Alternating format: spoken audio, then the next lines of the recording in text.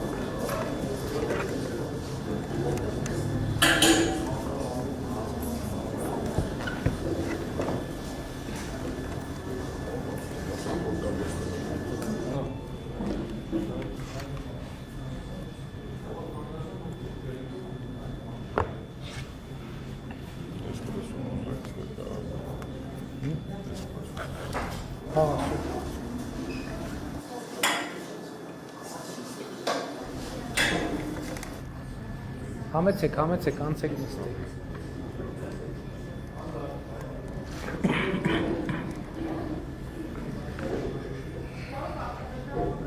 Թող գա։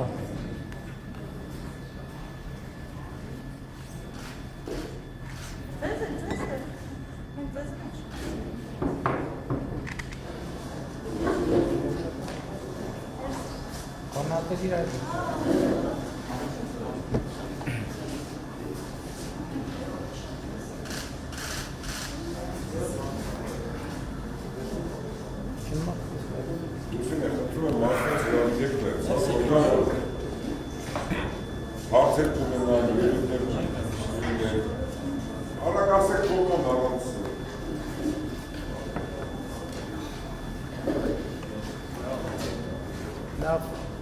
Սիրելի համախոհներ, սա մեր այսօրվա ամփոփիչ հանդիպումն է, շատ ուրախ եմ հանդիպելու համար, ես ուզում եմ հիմա մենք անդրադառնանք կազմակերպչական հարցերին, նախ շատ կարևոր է արձանագրել, որ մենք մեր շտաբների ցանցը ըստ էության հանրապետությունում ձևավորված է եւ շտաբների ակտիվը ձևավորված է եւ մենք ըստ էության հիմա պետք է իրականացնենք մեր քարոզչության ամենաակտիվ փուլը եւ այդ քարոզչությունը իրականացնելու ընթացքում մենք մարդկանց պետք է ներկայացնենք մեր մեկնաբանությունները անցյալի, ներկայի եւ ապագայի վերաբերյալ եւ այդ առումով մեր շտաբների ակտիվը բավականին մեծ անելիք ունի անելու։ Ես ուզում եմ շնորհակալություն հայտնել ձեր ներգրավվածության համար եւ հույս հայտնել նաեւ, որ մենք կկարողանանք պատշաճ մակարդակով իրականացնել ընտրությունների անցկացումը, որովհետեւ ընտրությունների քաղաքական պատասխանատվությունը ըստ էության մեր քաղաքական թիմի վրա է, որովհետեւ օրենսդրական կարգավորումներով հանրապետության ընտրական տեղամասերի շուրջ 70%-ի ընտրական հանձնաժողովների շուրջ 70%-ի նախագահների եւ քարտուղարների պարտականությունները ստանձնում են քաղաքացիական պայմանագիր կուսակցության ներկայացուցիչները։ Ինչ է սա նշանակում։ Սա նշանակում է, որ երկու բան։ Առաջինը, սա շատ կարևոր երաշխիք է, որ ընտրությունների արդյունքները լինելու են վստահելի, ընտրությունների արդյունքները ձևավորվելու են օրինական միջոցներով եւ եղանակներով եւ երկրորդը սա նաեւ մեծ պատասխանատվություն է, որովհետեւ ել եմ ասում ընտրությունների օրինականության պատասխանատվությունը մեր քաղաքական թիմի վրա է եւ ես համոզված եմ, որ մենք այդ պատասխանատվությունը պատշաճ մակարդակով կկրենք։ Հաջորդ խնդիրը, որին ուզում եմ անդրադառնալ, որը շատ շոշափվում եւ շահարկվում է, հնարավոր ընտրակաշառքների թեման է։ Ես համոզված եմ, որ մենք ժողովրդով, իրավապահ մարմիններով քաղաքական համակարգով, պետական ինստիտուտներով ի վիճակի ենք եւ կարող ենք այնպես անել, որ ընտրակաշառքը բացառվի։ Իհարկե սա առաջին հերթին իրավապահ մարմինների խնդիրն է եւ իրավապահ մարմինները ի վիճակի են այդ հարցը լուծելու։ Ուզում եմ բոլորիս ուշադրությունը հրավիրեմ նաեւ այն փաստի վրա, որ ընտրակաշառքի համար քրեական օրենսգրքով նախատեսված պատժամիջոցները խստացվել են, բոլորովին վերջերս ընդունված օրենսգրքով եւ նաեւ սա նույնպես կանխարգելիչ գործոն պետք է դառնա բոլորիս համար։ Հաջորդ խնդիրը, որին ուզում եմ անդրադառնալ, իհարկե հասկանալի է, որ ձեզ հայտնի շրջանակները այսօրվանից ընտրական որոշակի մանիպուլյացիաների գործընթացներ են սկսել, բայց ես ուզում եմ արձանագրել, որ մենք պետք է այդ մանիպուլյացիաներին չտրվենք եւ հստակ Հայաստանի Հանրապետության քաղաքացիները հետեւյալն են ասում, ինչ պետք է անենք մենք, որպեսզի Հայաստանի Հանրապետությունում ընտրություններից հետո հաստատվի ներքաղաքական կայունություն եւ մենք անցնենք մեր սոցիալ-տնտեսական անվտանգային օրակարգի հարցերի լուծմանը։ Մենք այսպիսի բանաձև ենք առաջարկում մեր ընկալմամբ նման բան հնարավոր է ապահովել, երբ Հայաստանի խորհրդարանի առաջիկա արտահերթ ընտրություններում քաղաքացիական պայմանագիր կուսակցությունը ստանա ընտրողների 60%-ի քվե։ Սա իհարկե այն ուղերձն է, որ մենք կոչ ենք անում, հորդորում ենք, խնդրում ենք մեր հայրենակիցների ձայնը, բայց մյուս կողմից ես ուզում եմ ասել, որ մեր ընտրական ակտիվից շատ մեծ բան է կախված, որովհետև հենց իրենք են մեր ուղերձները անմիջականորեն փոխանցելու ընտրողներին եւ թույլ տվեք ասել, որ այսպիսի ցուցանիշ ապահովելու բոլոր նախադրյալները առկա են։ Հասարակական կարծիքի ուսումնասիրման անկախ կազմակերպությունները հստակ արձանագրում են, որ մենք ինչպես եղել, այնպես էլ շարունակում ենք մնալ առաջատարը եւ մենք այս ընտրություններում պետք է այս հնարավորությունը լավ աշխատենք, ճիշտ օգտագործենք ոչ միայն ուղղակի հաղթանակ ապահովելու համար, այլ մեզ հարկավոր է ապահովել 60%-անոց նշաձող, իհարկե ապահովել ասելով, ես նկատի ունեմ հետևյալը. մենք կարողանանք բավարար չափով համոզիչ թվալ Հայաստանի Հանրապետության քաղաքացիներին, որպեսզի քաղաքացիների առնվազն 60%-ը ընտրական տեղամաս գնա եւ քվեարկի քաղաքացիական պայմանագիր կուսակցության օգտին։ Սրանք են մեր խնդիրները եւ ես կարծում եմ, որ նաեւ վերջին 2 օրերի մեր հանդիպումները մեր շտաբներում ապացուցեցին եւ հիմնավորեցին, որ մենք ունենք գործունակ թիմ, որը ի վիճակի է այս քաղաքական աշխատանքը իրականացնել եւ մենք իրար հետ պետք է այդ աշխատանքը իրականացնենք եւ մեր մասնակցությունը ընտրություններին հնարավորությունը Հայաստանի Հանրապետության քաղաքացիների համար, որպեսզի նրանք այս ընտրություններում արձանագրեն ժողովրդի հաղթանակը, ժողովրդի ինքնիշխանության, անկախության, քաղաքացիության հաղթանակը եւ իհարկե մենք սրա համար մեզնից կախված ամեն ինչ անելու ենք, ամեն օրինական միջոց մենք գործադրելու ենք, որպեսզի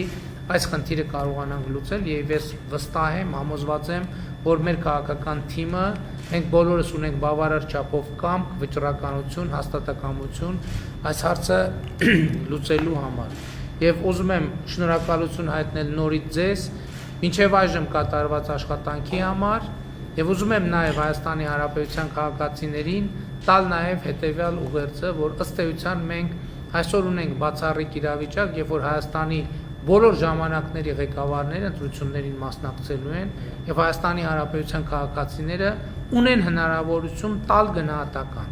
ունեն հնարավորություն տալ ամբողջական, իրական, օբյեկտիվ գնահատական բոլոր ժամանակների ղեկավարներին եւ մենք ըստ էության ակնկալում ենք հանրությունից, որ այս ընտրությունները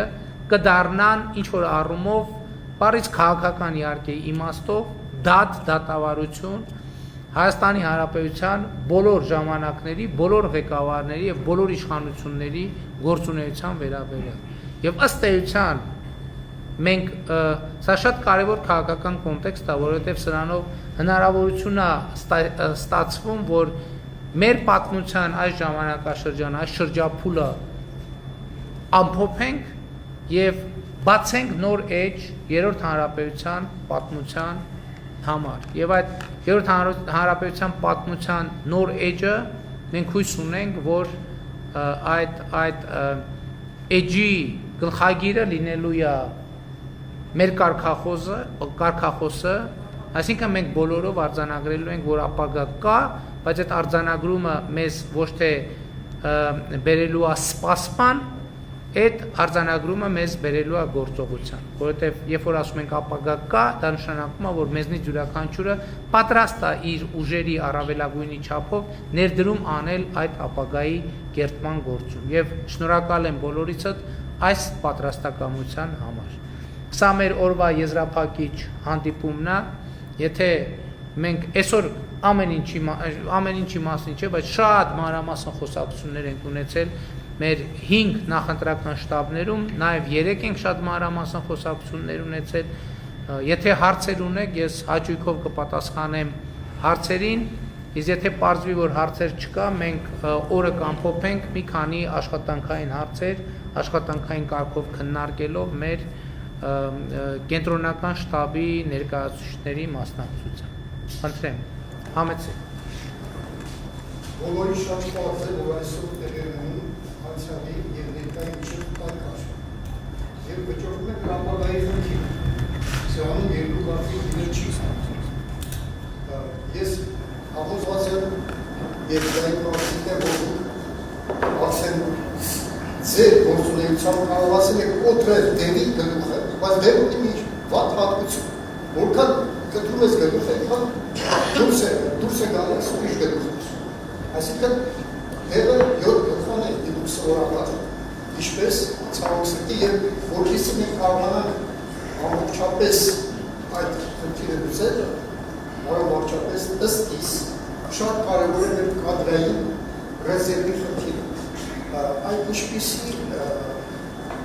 աշխատանքներ են տարվում կադրային բանկ ստեղծելու համար։ Ճիշտ է, մարդամեկը ասել է, որ կադրերն են որոշում ամեն ինչ, և դա արդիական է առ այսօր։ Բայց ինձ հետաքրքիր է արդյոք այդ ուղղությամբ տարվում են լուրջ աշխատանքներ կադրային բանկ ստեղծելու առումով, հաշվի չառնելով անգամ նույնիսկ տարիքային ցենզը, որովհետև անկախ նրանից թե մարդը տարիքով է, տարեց է թե երիտասարդ է, եթե նա ունակ է աշխատելու, գործելու, արարելու, նա կարող է պիտանի լինել իր պետությանը։ Օրինակ գիտենք բոլոր, որ Ճապոնիայում այնտեղ չկա թոշակառուներ, որոնց ուղարկում են ընդմիշտ տանը նստելու։ Այնտեղ թոշակի հասնելուց հետո այդ մասնագետներին ուղարկում են խորհրդատվություն անելու կամ ինչ-որ մեկի մոտ խորհրդատվության կարգով ունեն բան։ Մեզ մոտ քիչ չի այդ թոշակառուների թիվը 600,000 թոշակառու է, որոնք քիչ ընտրազանգված չի, պետք է խոստովանենք։ Եվ այդ 600,000 թոշակառուից կլինեն առնվազն ըստ իս գոնե 1%-ը, որոնք ունակ են այսօր պիտանի լինելու մեր հասարակության։ Այսինքն մտնելու են կադրային ռեզերվի մեջ, որոնք կարող են շատ մեծ բաներ անել և գործել և արարել և իբարս մեր հայրենիքի։ Ես համոզված եմ, որ մենք հաղթելու ենք, ես դրանում երկու կարգ ստացում եմ և մեր ապագան այսօր է վճռոշվելու, այսօր է, որտեղ ներկա և անցյալ են այսօր պայքարելու։ Ինչպես որ մարդու մոտ գիտեք չէ, կան երկու բևերներ, բացասական և դրական բևեր, և այդ երկու բևերը անդադ իրար հետ պայքարի մեջ են, և կախված նրանից թե որ բևերն է ավելի հզոր նա է հաղթում։ Ես համոզված եմ, որ մենք հաղթելու։ Այսքան։ Շնորհակալ եմ։ Գիտեք, իրականում կադրային թեման ամենաշատ քննարկվող և թեմաներից մեկն է եղել վերջին 3 տարվա ընթացքում, բայց ես ուզում եմ ավելի կարևորել հետևյալը։ Օրինակ ասում է պրոֆեսիոնալ, բայց շատ կարևոր է արձանագրել պրոֆեսիոնալի գաղափարական պատրաստվածությունը, որտեղ պրոֆեսիոնալ կարևոր է կարող մարդը լինի պրոֆեսիոնալ, բայց աշխարհայացքային խնդիր լինի։ Օրինակ մեր կադրային քաղաքականության ամենամեծ խնդիրներից մեկը որն է, որ ըստ էության մենք 2018 թվականին ստանձնելով իշխանությունը բախվել ենք հետևյալ խնդրի հետ, որ մենք չենք եղել նախ զանգվածային կուսակցություն եւ երկրորդը երբ որ մենք արել ենք հեղափոխություն, մենք արել ենք սիրո եւ համերաշխության հեղափոխություն եւ մեր գաղափարական թեզը եղել է հետեւյալը, որ երկրի փոփոխության համար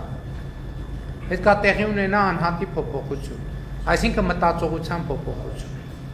Եվ մենք հեղափոխությունը իրականում բաց առաջարկ ա եղել բոլորին առանց բացառության։ Եվ տեսեք, օրինակ, մենք պետական համակարգում կադրային ջարդ չենք իրականացրել։ Ինչու՞։ Որտեղ մենք խոստացել ենք հեղափոխության ժամանակ, որ չենք անելու դա։ Բայց քաղաքականության տեսակետից, եթե տվյալ իրավիճակը դիտարկենք, այսպես ասած, կներեք, եթե հարցը բարձրացնում եք, պիտի ես անկեղծորեն պատասխանեմ, եթե Մաքիավելիության տրամաբանությամբ նայենք, մենք հեղափոխությունից հետո պետք է բոլորին հանենք գործից եւ բոլոր տեղերը նշանակենք մարդկանց, ովքեր կոպիտ ասած անցել են մեր թրի տակով։ Մենք դա չենք արել։ Ոչ թե չենք արել, որ չենք ֆայմել, որ տենց բան կա, այլ չենք արել, որովհետեւ խոստացել ենք մարդկանց։ Այսինքն պատկերացնում եք այս քաղաքական ուժի հարության հետ բարոյական հարաբերությունների հարցը։ Մենք ասել ենք ժողովուրդ հեղափոխություն ենք անում, բայց կադրային ջարդ չենք անելու։ Եվ հեղափոխությունը տեղի է ունեցել եւ պատկերացրեք մենք գայինք եւ սկսենք կադրային ջարդ։ Կստացվեր, որ մենք մեր իշխանավորումը սկսում ենք ժողովրդին խաբելով։ Հիմա ժողովրդի մեծ մասի միջալուց դժգոհ է, որ մենք դա չենք արել։ Բայց դա կապ չունի, դու ստանձնել ես պարտավորություն։ Եվ մենք ասել ենք, որ մենք մարդկանց տալու ենք հնարավորություն փոխվելու։ Եվ դա ամենալավ արտահայտվել է դատական համակարգում, մենք ասել ենք տալիս ենք ձեզ ազատություն, փոխվեք մարդիկ։ Բայց այսօր սոցիոլոգիական հարցումների համաձայն քաղաքացիների 70%-ը գտնում է, որ դատավորները չեն փոխվել, այսինքն իրանց խնդիրը ֆիզիկական փոփոխության մասին չի։ Ինչի մենք ֆիզիկապես դատավորներին չենք փոխել, որովհետև խոստացել ենք, որ ջարդ չենք անելու։ Այսինքն մեր ժողովրդի առաջ մեր ստանձնած պարտավորությունների կատարումը, մեր խոստման կատարումը աշխատել է մեր ու ժողովրդի դեմ, եթե հաշվի առնենք մի շարք իրողություններ։ Էսա դիլեմաները ժողովուրդ, իրականում այդ որ ասում են թավիճ, թուլություն, ոչ մի թուլության մասին խոսք չկա։ Խոսքը մեր ստանձնած պարտավորությունների կատարման մասին է։ Խոսքը նա, որ մենք ձերս բան ենք անում, խոստանում ենք, ասում ենք եկեք այս ճանապարհը գնանք եւ այս ճանապարհը մենք կանցնենք հետեւյալ կանոններով։ Մարդիկ ասում են շատ լավ, մենք համաձայն ենք գանք այդ ճանապարհով, առաջիկայինը անում ենք եւ կներեք բանով կոպալով տալիս ենք այդ մարդու գլխին։ Ասում են, ինչ ես անում, բա խոստացել էր, բայց ասում ենք, չէ, գիտես, մենք այնուամենայնիվ գտնում ենք, որ ճիշտը էս է եւ պետք է այդպես վարվենք։ Մենք այսպես չենք վարվել։ Այստեղ է խնդիր եւ մեր խնդիրները, մեր ոչ թե կադրային խնդիր ունենք։ Մենք ունենք համակարգերի գաղափարական պատրաստվածության խնդիր։ Օրինակ, երբ որ 98 թվականին իշխանափոխության եղավ, այդ նույն գաղափարական պատրաստվածության խնդիր կար, եւ այդ գաղափարը չկար։ Եվ այդ գաղափարական վակումը եկավ լրացնելու կոռուպցիան։ Որտեվ կոռուպցիան ամենահեշտ կառավարվող բանն է։ Մենք խոստացել ենք, որ կոռուպցիայից բան ենք անելու, կոռուպցիան համակարգային արմատախիլ ենք անելու եւ մենք խոստացել ենք, որ կադրային ջարդ չենք անելու։ Հիմա հետին թվով մարդիկ ասում են, բա խի չարեք կադրային ջարդ։ Խի սեն չարեք, խի թավի շարիկ։ Որովհետեւ ձեզ խոստացել ենք, ժողովուրդ, մենք ասցինք, մենք անում ենք ոչ բռնի թավշյա ժողովրդական հեղափոխություն։ Նախկինում էլ եղել են հեղափոխություններ, որոնց տրամաբանությունն եղել է գնանք մտնենք, ջարդենք, փշրենք, տանք սատկացնենք։ Մարդիկ չեն աջակցել դա։ Մենք եկել ենք, ասել ենք, մենք անում ենք ոչ բռնի թավշյա հեղափոխություն, մարդիկ եկել են կանգնել են մեր կողքը։ Մենք ասել ենք կադրային ջարդ չի լինելու, մարդիկ եկել են կանգնել են մեր կողքը։ Եվ մենք մնացել ենք որպես իշխանություն մեր ստանձնած պարտավորությունների շրջանակում եւ մեր ձեռներն ու ոտերը շատ դեպքերում կապած են եղել մեր ստանձնած պարտավորությամբ։ Որտեղ մենք ասել ենք, հա մենք թեկուզ տուժենք, մենք մարդկանց պետքա չխաբենք։ Ինչ որ մենք խոստացել ենք, պետքա անենք։ Եվ որոշել ենք, որ գնանք այսպես ինստիտուտների կայացման ճանապարհով։ Բայց այդ ճանապարհը ամենադժվար եւ ամենաերկար ճանապարհն է։ Էս է խնդիրը։ Հիմա ասենք ես որ վարչապետ եմ, ինչի պետական համակարգի քանի տոկոսն է ինձ համախոհ։ Հետո պարզվեց այդ պետական համակարգի մի հսկայական մասը ատելով ատում է մեզ եւ անձամբ ինձ, որովհետեւ եկել ենք իրանց հնարավորությունից կաշառքներով հարցեր լուծելու զրկել ենք։ Ու մի X բայց երբ որ այդ բանը նաև սկսել են վատություն անել, թուղթա դրած այդ թող մնա էլի, թող 3 ամիս մնա։ Մեկը քյար չկա մեջը, հիմա ստորագրեմ, թե 3 ամիս հետո ստորագրեմ, որ 3 ամիս հետո ստորագրեմ, հələ մի բան էլ էս իշխանությանը, որ մեզ զրկեց այդ բանից, եկամուտից, մի հատ վրեժ կլուծեմ, մարդկանց կտրամադրեմ իրանց դեմ։ Սա գուցե մենք երբեմն մտածում ենք, որ քննարկում ենք, մենք ասում ենք երևի մենք չափից ավելի բարոյական պարտավորվածություններին չափից ավելի մեծ նշանակություն ենք տվել, բայց դա մեր ինքնությունն է։ Հետո հիմի լավա վատա է սա, մենք գնում ենք այս ճանապարհով։ Հիմա այսօր ասում են, ասել եք վերջ Թավիշին չեք կարել, այդ չեն կարել, որովհետև պարզվել է, որ այս ներքաղաքական ցնցումների պատերազմի արդյունքում մեր ձեռքերը թուլացել են։ Այո, մենք թուլացել ենք, ժողովուրդ։ Մենք թուլացել ենք եւ համարում ենք, որ երկրում չպետք է լինի թույլ իշխանություն, եւ եկել ենք ձեզ ասում ենք, ուժեղացրեք մեզ, նորից մանդատ տվեք, եւ մենք այս ընթացքում այլևս չենք խոստանա այն նախորդ խոստումները այս նոր պայմանագրով քաղաքացիական կջրվեն, որովհետեւ այս 3 տարվա ընթացքում ով շանսը օգտագործել, ով չի օգտագործել, մենք արդեն բոլոր բարոյական իրավունքները ունենք այլ տրամաբանությամբ վարվել այդ շրջանակների հետ։ Հենց այդ է վերջ Թավիշինը։ Որովհետև մենք վերջ Թավիշինը էլի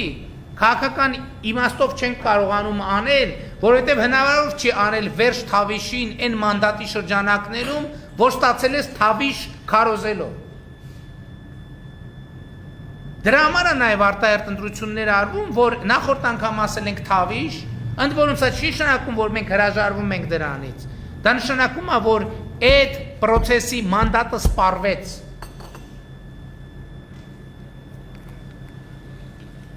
Եվ այդ ձեր ասած հարցը, ես մի քիչ շատ լայն կոնտեքստում ձեր հարցին անդրադարձա։ Դա մի քիչ ուրիշ հարց է, կարգավորումների հարց է։ Օրինակ մեր մոտ հիմա կա քաղաքացիական ծառայության համակարգ, որը պրոբլեմ է։ Բայց մյուս կողմից ինչ անել, վերացնել այդ հավաքարկը, ընդհանրապես կփլուզվի ամեն ինչ։ Բայց մյուս կողմից էլ այդ համակարգերը պետքա բարեփոխվեն։ Հիմա մենք հանրային կառավարման բարեփոխումների ծավալուն փաթեթ է դրված շրջանառության մեջ, որը պետքա ընդունվի եւ որը պետքա